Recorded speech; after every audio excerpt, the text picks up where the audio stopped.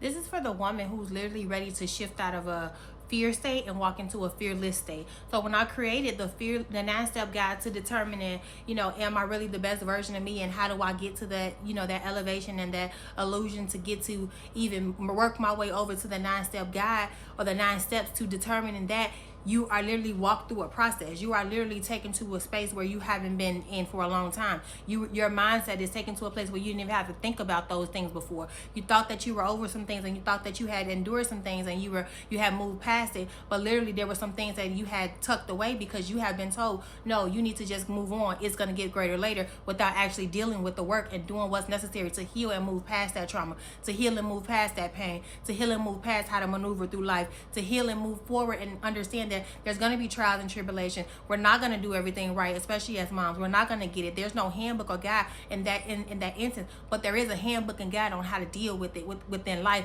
while also shifting the mindset out of an old state into a new state and the God state, so that you can know that everything that happened was for a reason, and this is how you rise and you evolve to a whole nother level within yourself, and at your pace and at your time. So literally, I built the 9-step guide to determine, am I the best version of me, for a reason. The 30-day Fearless Shift Workbook was literally you dedicating time and that space for yourself to really to literally get to a state where you're not in a fear state, and you're actually in a fearless state, and you're actually a go girly, because that's what a go girly is. She is someone who walks from a fear state and moving into a fearless state, so that she can do what's necessary for herself, so that she continue to grow and evolve and move forward in life without feeling as if she's stuck at a point where she just keeps repeating the same thing, and she's on this hamster wheel, and she's just going, and don't know when she's going to be able to get off of there. You want to be able to get off of there, but you want to be able to get off there on the right foot. You want to be able to get off there on the right track, and know what your next move is, what your next elevation is,